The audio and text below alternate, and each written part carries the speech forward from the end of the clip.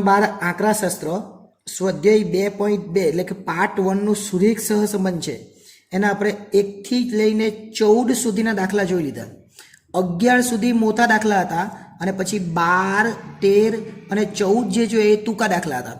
આ 15મો પર ટૂંકો દાખલો જ છે, પણ સમજવાનું એ છે કે આને કહેવાય શું, અને દાખલો આપણે એકદમ ઈઝી થઈ જાય. નમસ્કાર વિદ્યાર્થીઓ, આવી ગઈ છે આપણી એપ્લિકેશન SS એજ્યુકેશન. આ એપ્લિકેશન ઇન્સ્ટોલ કરો. હવે થશે એકાઉન્ટ અને સ્ટેટનો દર દૂર. મળશે સંપૂર્ણ પાયાથી શિક્ષણ. બધા જ પ્રશ્નો, બધા જ સ્વાધ્યાય અને બોર્ડમાં પૂછાયેલા દાખલાનો સમાવેશ એક જ કોર્સમાં ફક્ત ₹499. તો કોર્સને પરચેસ કરી આ એપ્લિકેશનનો લાભ મેળવો. વધુ માહિતી માટે SS એજ્યુકેશન એપ્લિકેશનને વિઝિટ કરી શકો છો. પહેલું છે મધ્યક. મધ્યક અને x નો એટલે મધ્યક એટલે x બાર 60 આપેલો છે, અને મધ્યક y નો એટલે y બાર 95 આપેલા છે એકદમ ઈઝી. મધ્યકમાંથી લીધેલા, સાંભળજો, મધ્યકમાંથી લીધેલા વિચલનોના વર્ગોનો સરવાળો, વિચલનોના વર્ગોનો સરવાળો એટલે મધ્યકમાંથી લીધેલા વિચલનોના વર્ગોનો સરવાળો એટલે આ મધ્યક છે. એમાંથી લીધેલા વિચલનોના વર્ગોનો સરવાળો એટલે x માઇનસ x બાર અને એનો વર્ગ અને સરવાળો એટલે સિગ્મા.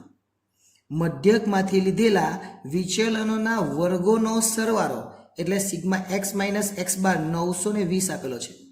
એ જ રીતના yનું લખીએ તો સિગ્મા y માઇનસ y બાર એનો વર્ગ 1050. પછી હું કહેલું મધ્યકમાંથી લીધેલા વિચલનોના ગુણાકારનો સરવાળો એટલે આ બંનેનો ગુણાકાર. ગુણાકાર એટલે x માઇનસ x બાર અને y માઇનસ y બાર, આ બંનેનો ગુણાકાર થઈ ગયો. પછી હું કીધું એનો ગુણાકારનો સરવાળો, વર્ગ નથી, ખાલી ગુણાકારનો સરવાળો એટલે સિગ્મા x માઇનસ x બાર અને y માઇનસ y બાર એ આપણને આપેલું છે -545. સૂત્ર તો આપણને ખબર જ છે, આના છેદમાં બંને મૂકી દેવાનું વર્ગમૂળમાં એટલે પૂરું થઈ જાય. સમજવાનું એ છે કે કોને શું કહેવાય, આ જે શબ્દો છે. તો r બરાબર આ બેઠું સૂત્ર મૂકી દેવાનું, સિગ્મા x માઇનસ x બાર અને y માઇનસ y બાર છેદમાં પહેલા વર્ગમૂળમાં પહેલું લખવાનું સિગ્મા x માઇનસ x બારનો વર્ગ ઇન્ટુ બીજા વર્ગમૂળમાં સિગ્મા y માઇનસ y બારનો વર્ગ. ઓકે, ચાલો હવે આપણે લખી દઈએ પહેલું x માઇનસ એટલે 545 છે આપણી પાસે, અને 545 લખી દે, આ કંઈ નથી 545, અને વર્ગમૂળમાં પહેલા વર્ગમૂળમાં કેટલા લખવાના 920 અને બીજા વર્ગમૂળમાં કેટલા લખવાના 1050. કંઈ જ નથી કરવાનું, ખાલી સમજવાનું. એટલે આવા દાખલા 2-3 માર્ક્સમાં આપણને પૂછાય. 545 બેથર લખી દેવાના.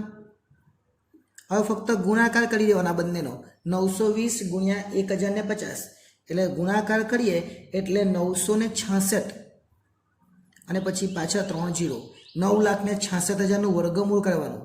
545 છેદમાં 9,66,000નું વર્ગમૂળ એટલે 982.85 આવે. એટલે છેલ્લે લખવાનું r બરાબર ભાગાકાર કરી દે એટલે 0.55 ઉપર માઇનસ છે એટલે માઇનસ લખવાનું, -0.55 આપણો જવાબ આવે. માઇનસ આવ્યું એટલે આપણે શું લખવાનું, આંશિક અથવા એને અંશતઃ કહેવાય, બેમાંથી એક લખવાનું, આંશિક અથવા અંશતઃ ઋણ સહસંબંધ.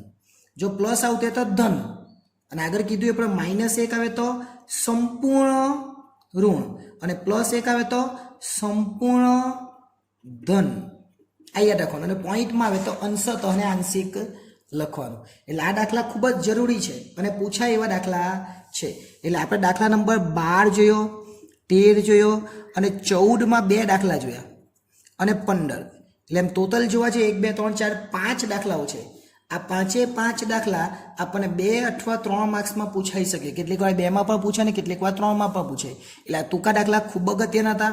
જે મોટા દાખલા છે એ મોટા દાખલાના સૂત્રને આધારે જ હતું આ બધું, પરંતુ આપણે ખાલી ઓળખવાનું એટલું કે x બાર કોને કહેવાય, y બાર કોને કહેવાય.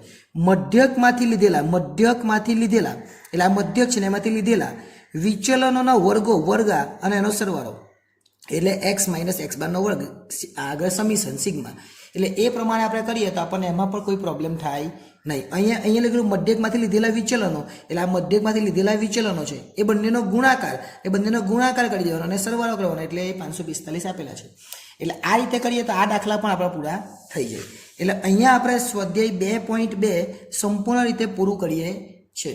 નેક્સ્ટ ટાઈમ જ્યારે મળીશું ત્યારે સ્વાધ્યાય 2.3 અને ચેપ્ટર 3 અને 4 જે બાકી છે એ પણ જોઈશું. આભાર.